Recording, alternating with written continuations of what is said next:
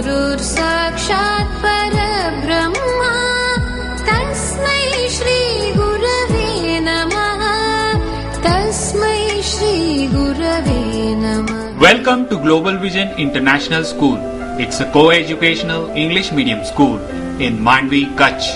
Opening shortly on 13th of April 2015 with spacious premises and lavish green playground for children. Affiliated to CBSE from nursery to class 7. Well-trained teachers are appointed to provide world-class education. Infrastructure of school includes full AC classrooms. Teaching with technology in well-equipped digital classroom for easy learning. Computer Wi-Fi labs to enhance IT skills. Fully equipped science fiction laboratory. Mind-blowing library to pacify insatiable thirst for knowledge. Abacus training to learn calculation without paper, pen and calculator. Wonderful language lab to learn modern language techniques. School organizes co-curricular and cultural activities for different classes throughout the year. Students are guided by a team of teachers to prepare for different inter-school activities to explore their hidden talent, potential and to enhance their creative minds. School provide karate classes for self-defense and yoga meditation classes for physical and mental benefits. Horse riding classes to develop skills and confidence. All types of indoor and outdoor sports to enhance sporting ability of the student. Student can participate in inter-school and national level sports competition.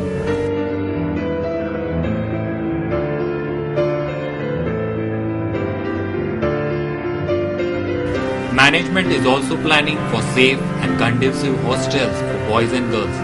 To ensure safety and security, school bus transport is available to and for the campus, covering students in the radius of 40 kilometers. The Honorable Trustee cum Chairman of our school is Mr. Bhagwanji Veluba Jhala.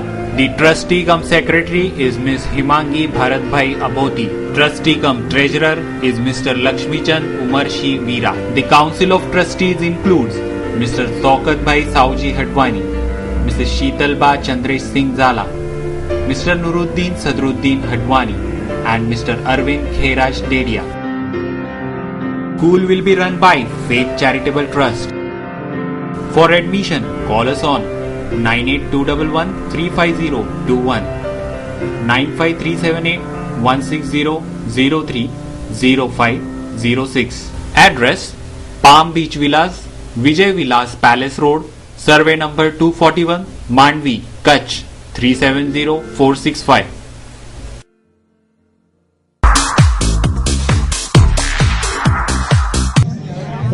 ખરેખર હું અને અમારી team જતીનભાઈ અને હું અમને લોકોને બહુ ખુશી છે કે આજે અમે કંઈક કચ્છને આપી શક્યા છીએ.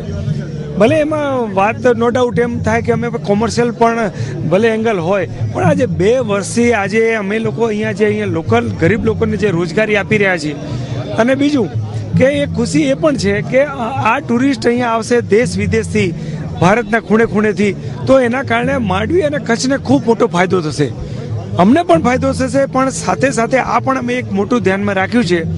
કારણ કે લોકોને હવે એક એવી અપેક્ષા છે કે અમે કચ્છમાં જઈએ રણોત્સવના કારણે, ત્યારે રણોત્સવની પેલી બાજુ અગર લોકોને કંઈક સુવિધા મળતી હતી, પણ માંડવી સાઈડની આવી સુવિધા કોઈ હતી નહીં. તો અમે જતીનભાઈ અને અમે એમના ફાધર અહીંયા રમણીકભાઈ પણ છે, એમના એ લોકોનું કચ્છ પ્રત્યેનો પ્રેમ લાગણી કે અમારે કંઈક કચ્છ માટે કરવું છે. અને આજે ખરેખર અમે આ કરી શક્યા છીએ, મોટું રિસોર્ટ ઊભું કરી શક્યા છીએ. હજી તો તમને કહું ને કે આ 50 એકરમાં ટોટલ લેન્ડ છે, એમાંથી ખાલી 12 થી 13 એકરમાં જ અમે ડેવલપ કર્યું છે. હજી પણ ફેઝ વાઇઝ અમે વારા ફરતી અને આગળ વધારીશું એવી અમારી બધાની લાગણી છે. અમારા રિસોર્ટની અંદર આકર્ષણ તો એ જ છે કે મૂળ અમે જે એની અંદર જે વસ્તુઓ વાપરી છે એ માત્ર ને માત્ર ગુજરાતમાં બની છે. અને ભૂલાઈ ગયેલી સંસ્કૃતિને પાછી લાવવાનું કામ ખરેખર મારા કરતાં હું તો એમાં હાવ એક સામાન્ય ભાગ છું, પણ અમારા પાર્ટનર આ જતીનભાઈ જે છે એમને દિમાગ લગાવ્યું છે. નાની ઉંમરે એમને પણ ખૂબ આની અંદરની જે ઓળખ જે પરખ છે એ જતીનભાઈની છે. હું તો ખાલી એની સાથનો સાથીદાર છું એટલે એમાં પણ અમે લોકો સુરખાબ હતું એ પણ બરાબર છે, પણ શેરીના લોકો અહીંયા શાના માટે આવે તો શાંતિ માટે. તો શેરીન એટલે કે શાંતિ, તમે સમજે, શેરીન એટલે શાંતિ. અને એના પછી અમે વિચાર્યું મારા પાર્ટનરે જતીનભાઈએ કે ખાસ એમને પણ વિચાર્યું કે ભાઈ આ એક ઇન્ટરનેશનલ નામ, કારણ કે જનરલી શબ્દ પાછળની પણ એક કંઈક તાકાત ટુરિઝમની રહેલી હોય છે. હા, જતીનભાઈ એ બાબતમાં જરા પ્રકાશ મારશે. ખાબ રિસોર્ટ બર્ડ રિસોર્ટ્સ જ છે. અમે સિરીના બીચ રિસોર્ટ ઈ કંપનીમાં આ પહેલો રિસોર્ટ છે. આના પછી અમે હજુ બીજા 3-4 બીજા અલગ અલગ રિસોર્ટો બનાવવાની અમે ઈચ્છા ધરાવીએ છીએ અને આખા ગુજરાતના અંદર ટુરિઝમ બરાબર રીતથી વિકસાય એ પ્રમાણે છે. કચ્છના અંદર ઓલરેડી જેવી રીતે બેને કીધું છે, નરેન્દ્ર મોદીએ બધું કચ્છને આકર્ષણ એટલું બધું થઈ ગયું છે અને એટલા ટુરિસ્ટ આવે છે, પણ એવી 5 સ્ટાર ક્વોલિટીનો રિસોર્ટ હજુ નથી થયો. એનામાં આ પહેલો ટાઈપનો રિસોર્ટ છે જેને આપણે રિસોર્ટ કહી શકાય. બાકી બધા બિલ્ડિંગો ને એવી રીતે બની જાય, પણ એક સંસ્કૃતિ અહીંયાની જીવવા માટે એના અંદર કેવા રૂમો હોય, કયા રીતથી રહેતા હોય એ માણસો, આજુબાજુમાં ઝાડીઓ હોય, દરિયાની સરસ હવા આવતી હોય, એવા ટાઈપનો આ પહેલો રિસોર્ટ થયો છે. અને અમે આ બાજુના અંદર આખા ગુજરાતને કવર કરવા માંગીએ છીએ, માંડવીને ઈ મેપમાં રાખવા માંગીએ છીએ. કે હમણાં સુધી જેટલા માણસો આવે છે એ અમદાવાદ આવે છે, કે મેન એરબેઝ છે એ અમદાવાદ છે. જે મોટો ટુરિસ્ટ આવવાનો છે એ અમદાવાદ ફ્લાઇટમાં લેન્ડ થવાનો છે. એના પછી લિટલ રન ઓફ કચ્છ જાય, પછી ગ્રેટ રન ઓફ કચ્છ જે આપણે વ્હાઇટ રેઝર્ટ કહીએ એ, અને એના પછી રિટર્ન થઈ જાય છે. એ માંડવી સુધી પહોંચતો નથી. હવે અમે વિચાર કરીએ છીએ કે માંડવી સુધી પહોંચે અને 2 દિવસ અહીંયા રોકાય અને પછી અહીંયા જેવી રીતે છબીલભાઈએ વાત કરી હતી કે અહીંયા જહાજથી આપણે જે માંડવીના અંદર બોટ મેકિંગ ઇન્ડસ્ટ્રી છે એને ડેવલપ કરીએ અને એ બોટથી અહીંયાથી સીધો પોરબંદર જઈ શકે, જેમાં ખાલી 3 કલાકમાં પહોંચી જવાય અને પોરબંદરથી પછી 1.5 કલાકના અંદર ગીર પહોંચી જવાય. તો ગીર પહોંચવામાં જે આખા ઇન્ડિયામાં લાયન એટલે સિંહ ખાલી આપણા ગુજરાતના અંદર છે, બીજે કશે વર્લ્ડમાં નથી, જેને એટલે આખા ઇન્ડિયામાં નથી. એ ઇન્ડિયામાં આવવું હોય અને એને સિંહ જોવા હોય તો એને ગીરમાં આવવું પડે. તો હવે એ અમદાવાદમાં ઉતરશે, કચ્છ બાજુમાં આખો દર્શન લેશે, પછી સીધો અહીંયાથી બોટના મુસાફરીથી ગીર પહોંચી જશે અને વળી પાછુંથી ફરીને પાછુંથી અમદાવાદ જઈ શકે. ગોવા જેવો બીચ તો છે જ આપણે બનાવવાનો જરૂર નથી, આપણે ખાલી એને મેપમાં લઈ આવવાની જરૂરત છે. મારા હિસાબે તો એવો કોઈ ટાઈપનો વિવાદ રહ્યો નથી. નાનો મોટો વિવાદ તો મારા ખ્યાલથી એક નાનકડી બિલ્ડિંગ બનાવવા જાય એના અંદર બી આવી જાય, એવો કોઈ ટાઈપનો વિવાદ છે નહીં. જનરલી જે તમે પ્રશ્ન પૂછો કે વિવાદિત આ જગ્યા રહી છે, જનરલી અત્યારે કચ્છની અંદર એક ટાઈપની એક માણસોની એક એવી વૃત્તિ ચાલુ થઈ છે કે હંમેશા ક્યાંક વિવાદ ઊભો કરો અને પાછળના દરવાજેથી એમની પાસે જઈને પૈસા માંગવા. અમારી પાસે પણ આવું જ બનેલું હતું. એ માછીમારો કરતા એવા માણસો અમારી પાસે માગણી કરતા. આ તો તમને બધાને શું કહું કે એવી માગણી કરતા કે તમારો આ વિવાદ અમે પછી બંધ કરી દઈએ, પણ અમારું કંઈક સેટ કરો તો. અને ગૌચરના માટેની ચિંતા સરકારે અમને કાયદામાં ધારાધોરણ મુજબ આપી છે, પણ ગૌચરની વાત કોણ કરે કે ગૌને જે પોતે ગાયને ખાઈ જશે તો ગાય પોતાને જ ખાઈ જાય છે, ગાયને ખાઈ જાય છે, એવા માણસો ગૌની રક્ષા માટેની વાતો કરે. એટલે અમને ખરેખર દુઃખ થાય છે. એના કરતાં કંઈક સારું વિચારે, પોઝિટિવ વિચારે કે કચ્છના લોકોને રોજગારી મળે છે, કચ્છનું ટુરિઝમ વધે. પણ એ તમને કહું છું, વિવાદ ગમે એટલો કોઈ બી કહેતું હોય, અમે જાતે ટોકીને કહીએ છીએ કે ક્યાંય પણ સરકારે કાયદામાં ની જોગવાઈના મુજબ જ અમને જમીન આપેલી છે. અગર એમ ના આપેલી હોય તો આજે અદાલતો આ તે બધું જ છે, એ જઈ શકે છે. અમે પણ ગમે એવા હોદ્દા ઉપર હોય પણ એક નાગરિક જ છીએ, અમારી ઉપર પણ અમે ગમે તે કરી શકે છે. આ તો અમને પણ જે જેલમાં પૂરી દઉં તો જેલમાં પૂરી દે, પણ આવું કોઈ છે જ નહીં, વિવાદ જ નથી. ના, એ વાત ખોટી છે. દરગાહનો શું વિવાદ છે? ના, દરગાહનો વિવાદ અમારી જમીનમાં જ નથી, દરગાહ આગળની જમીનમાં છે. એટલે અમારે વિવાદ પણ એ તો પ્રૂવ કરવું પડે ને. આ તો તમને એમ કહું છું, અત્યારે તમને હું આવેદન પત્ર આપું તો આપું કે પત્રકારો બધા ભેગા આવ્યા હતા અને અમને એમ કીધું કે તમે આટલું અમારું કવરેજ આપશો તો જ પૈસા આપો, નહીં આપશો. આવું કહું તો કહી શકાય, પણ આવું તમે જેમ અમારા પ્રેમ ભાવથી મિત્રોથી આવ્યા છો એવી જ લાગણી અમને તમારી પ્રત્યે છે. અમને એ દરગાહ પ્રત્યે હું પોતે ત્યાં માથું નમાવા જઉં છું. હું આ વખત જ્યારે અહીંયા મારો રિસોર્ટ નહોતો ત્યારે હું અહીંયા સર્કિટ હાઉસમાં રોકાતો, ત્યારે એ બાજુ જતો, ત્યાં જ્યાં ભારતીય સંસ્કૃતિ પ્રમાણે કોઈ બી ધાર્મિક પ્લેસ હોય ત્યાં માથું નમાવીએ, એમ હું દરગાહમાં હું પોતે માથું નમાવા જતો. તો મને અમને અમારી પાસે આવ્યા જ નહીં, અમને આવેદનપત્ર નથી આપ્યું. તો અમને ખબર પડે કે માગણી શું હતી. આવેદનપત્ર તો કલેક્ટરને આપે છે, કેમ ખબર પડે અમને માગણી શું છે? એ હવે તમે બધા બુદ્ધિશાળી છો, તમે સમજી શકો છો.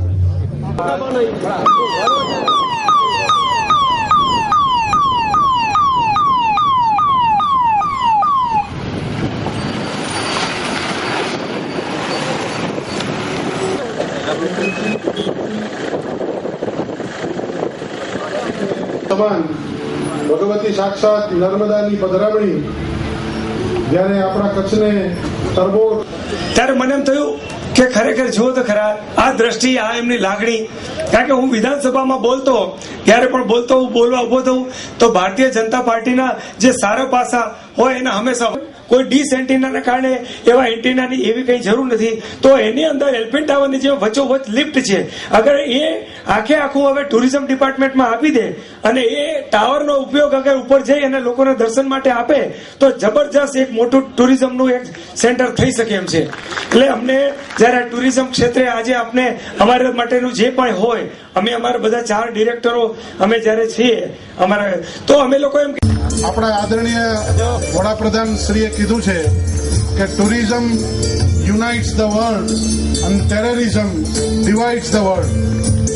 ટુરિઝમ એ આખા દેશ દુનિયાને જોડે છે અને આતંકવાદ એ દેશ દુનિયાને તોડે છે.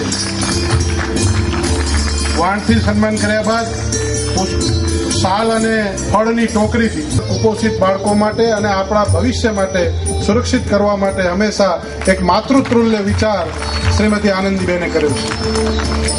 એવા આનંદીબેનનું સન્માન થઈ રહ્યું છે. બોલો ભારત માતા કી વંદે નર્મદે. ધન્યવાદ. ત્યારબાદ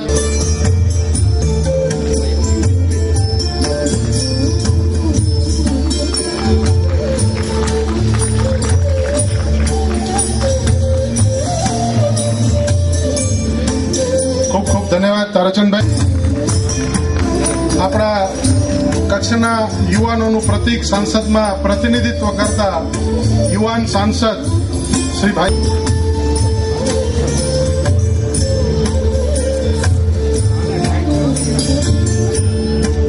ત્યારબાદ હું રમણીકભાઈ છાડવાને વિનંતી કરીશ, તૈયાર રહેશે, કે આપણા કચ્છ જિલ્લા પંચાયતના પ્રમુખ શ્રી ત્રિકમભાઈ છાંગા સાહેબ અને છબીલભાઈને વિનંતી કરીશ કે સામાજિક અગ્રણી અને આપણા દેશના વડાપ્રધાન આદરણીય શ્રી નરેન્દ્રભાઈના ગુરુબંધુ શ્રી સોમભાઈ મોદીનું સ્વાગત કરશે, સન્માન કરશે. મસ્કા ગામના સરપંચ પ્રેમભાઈબેન અહીંયા ઉપસ્થિત છે અને પ્રેમભાઈબેને આદરણીય મુખ્યમંત્રી શ્રી હૃદયના પુષ્પોથી કરવામાં આવેલ છે. આપણી વચ્ચે આ એક શુભક સમયની અંદર આ ટુરિઝમનું એક પીછું ઉમેરાયું છે, ત્યારે આ કચ્છના અને આ માંડવી બીચના સૌંદર્ય સમા રિસોર્ટના ઉદ્ઘાટન કાર્યક્રમમાં ઉપસ્થિત રહેલા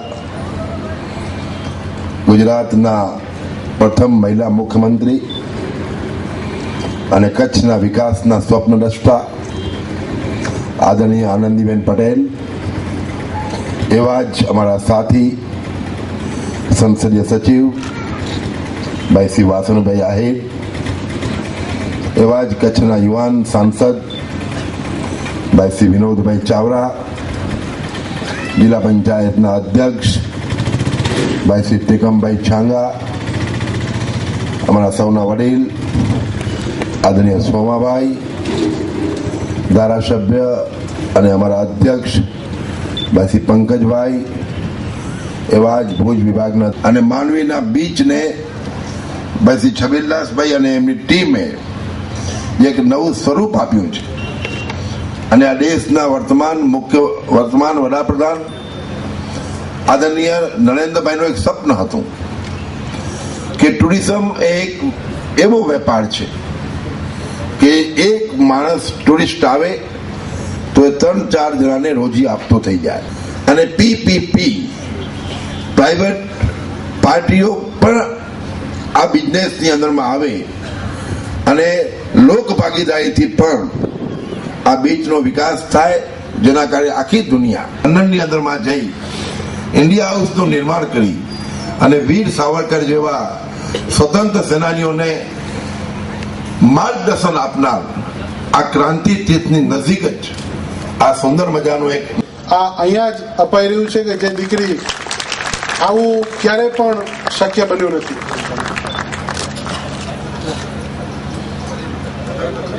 બેન લઈ લો, તમે બેન લઈ લો.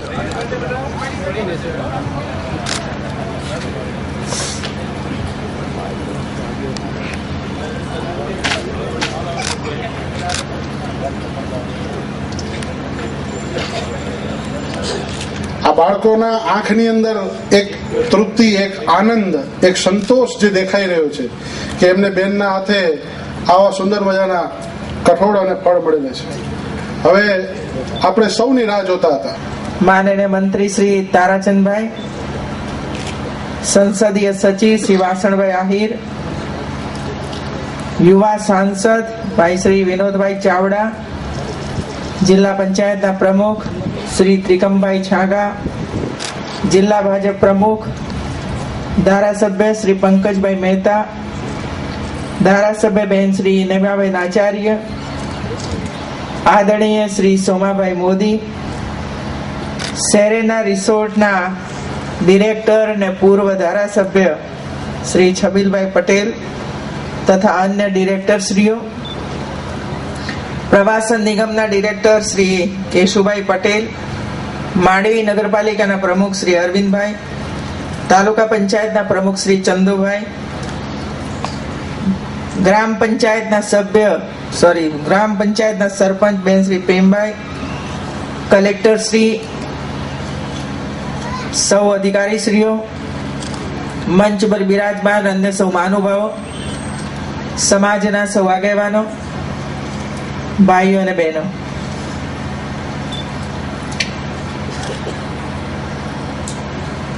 એક સરસ રિસોર્ટ નું ઉદ્ઘાટન કરવા માટે છેલ્લા 1 મહિનાથી છબીલભાઈ મને વારંવાર કહેતા હતા કે આપ આવો અને અમારા રિસોર્ટનું ઉદ્ઘાટન કરો. ત્યારે મેં કહ્યું હતું કે જ્યારે 2-4 કાર્યક્રમો ભેગા થાય એટલે કચ્છમાં આવશો. મને એમ કે રિસોર્ટ છે એટલે રાહ તો જોવાય નહીં, કારણ કે અનેક અહીં પ્રવાસીઓ આવતા હોય તો પ્રવાસીઓ અહીં રહેવાની શરૂઆત કરી દેશે એટલે છબીલભાઈ ભૂલી જશે કે હવે રિસોર્ટનું કઈ ઉદ્ઘાટન કરવાની જરૂર નથી. એવું પણ એમણે રાહ જોતા રહ્યા અને આજે રિસોર્ટનું ઉદ્ઘાટન કર્યું. મને છબીલભાઈ બહાર કમળ બતાવતા હતા. મને કે બેન એવા કમળ બનાવ્યા છે. મેં કે એવા મજબૂત કમળ બનાવજો જેથી કરીને એમાં પંજો ઘૂસી ન જાય. એવું છે. છબીલભાઈ આમ તો દુખી જતા ત્યાં હતા ત્યારે, પણ હવે કરે શું બિચારા. પણ નરેન્દ્રભાઈ મોદી એમની પાછળ હતા, કારણ કે અમને શક્તિ જાણતા હતા અને એટલે વારંવાર અમે કહેતા હતા કે છબીલભાઈ આવી જાઓ. અને છબીલભાઈ ભાજપમાં આવ્યા. અમને એમ હતું કે છબીલભાઈ બાય ઇલેક્શનમાં જીતીને આવશે, પણ અમારા કમનસીબ ભાઈઓ કે અમે એમને ન જીતાડી શક્યા. એવું છે. હવે ફરીથી મોકો મળે તો આવું કરતા નહીં, મોકલી આપજો.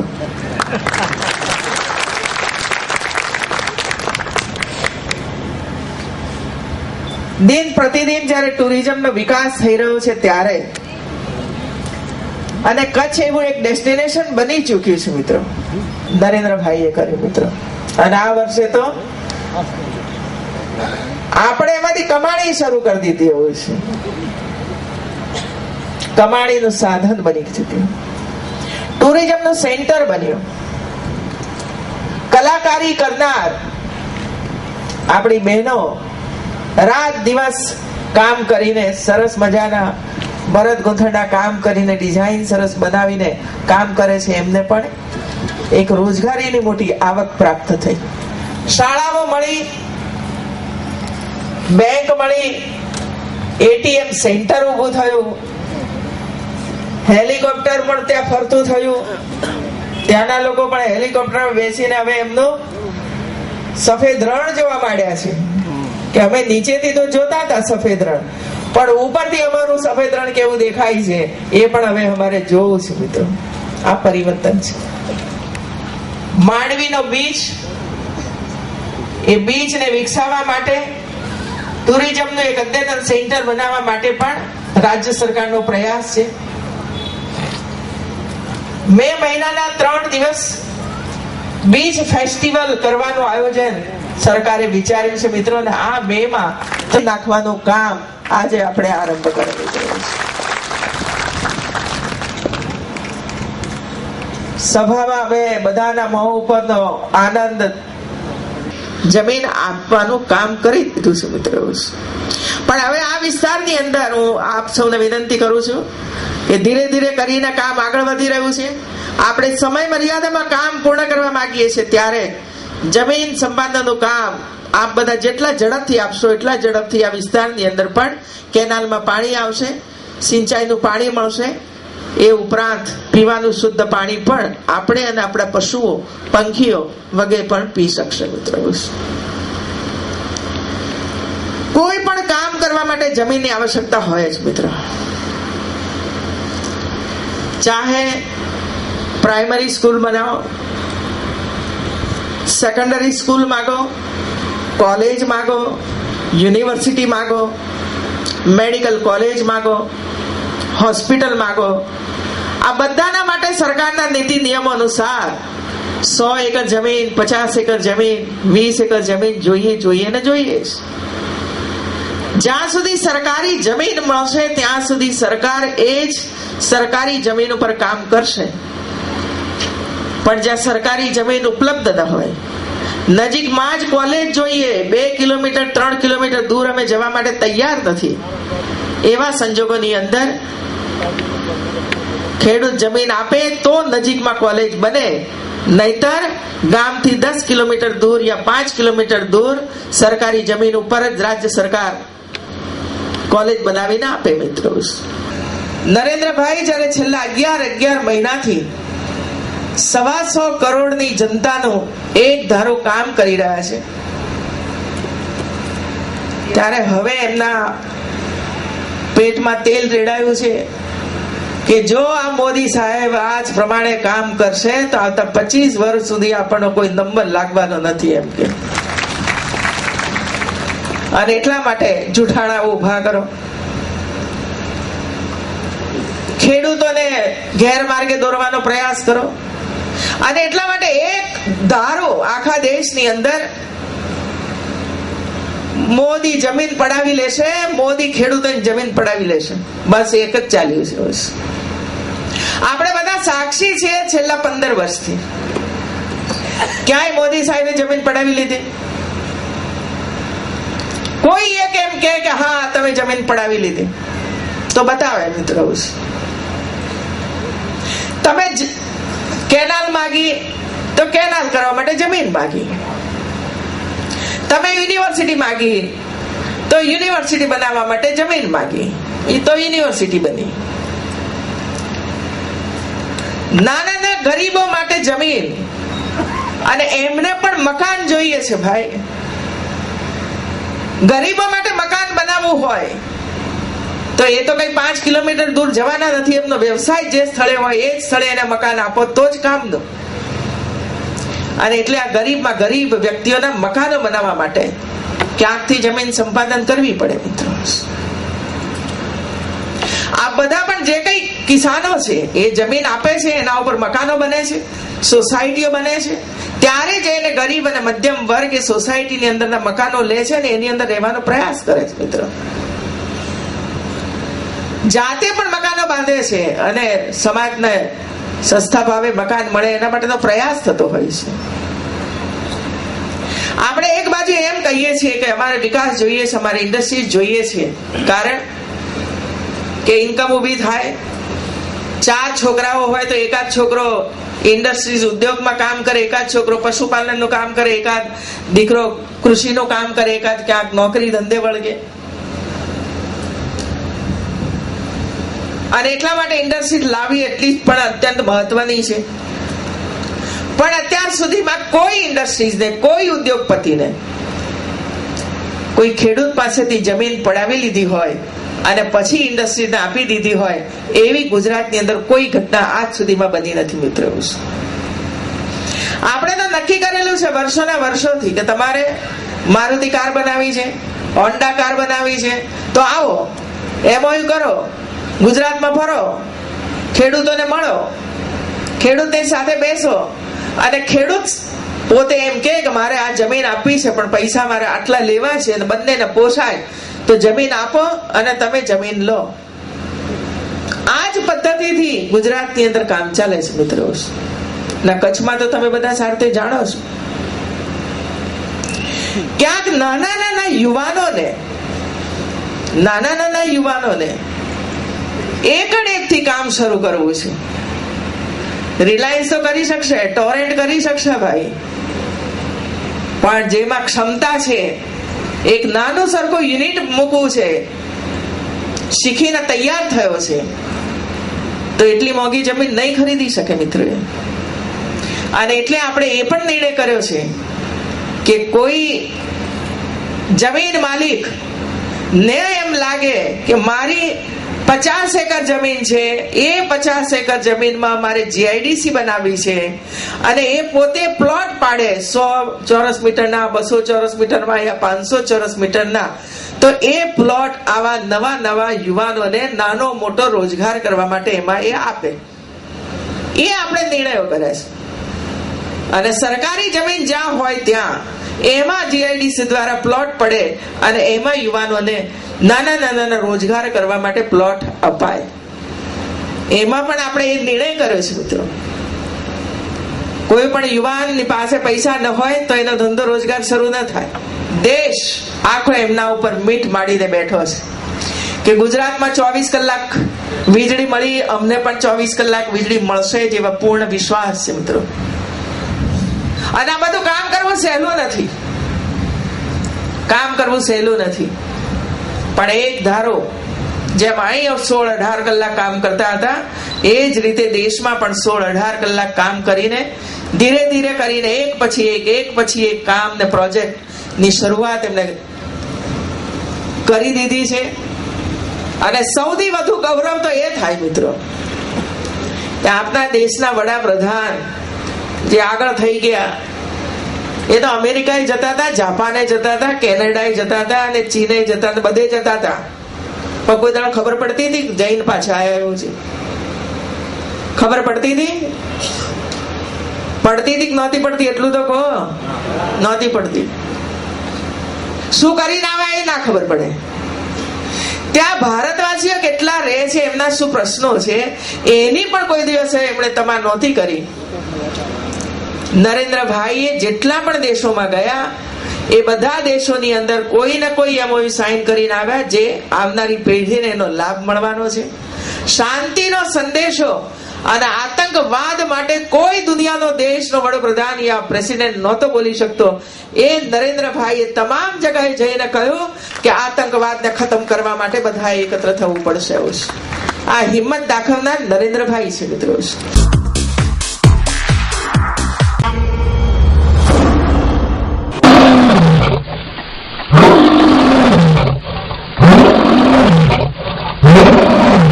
આશાપુરા ન્યૂઝ, કચ્છ જો ધબકાર ને કચ્છિયત જો હુંકાર.